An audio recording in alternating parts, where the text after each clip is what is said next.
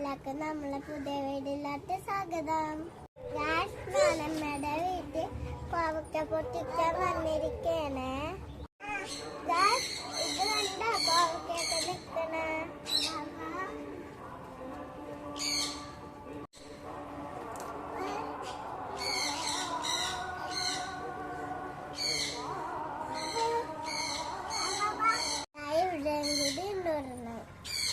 പൊട്ടിക്കാം.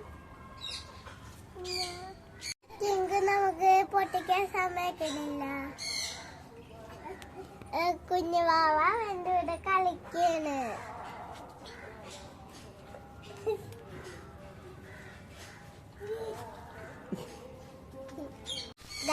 നമുക്ക് ഇത്രയും കിട്ടി. നാനിമ്മ സാമ്പാറിൽ ഇടാൻ കൊണ്ടുപോയി. ഇനി നമ്മ കോവക്ക മെഴുക്കുണ്ടാക്കും. ഇതാണ് നാണിമ്മയുടെ കൃഷിത്തോട്ടം.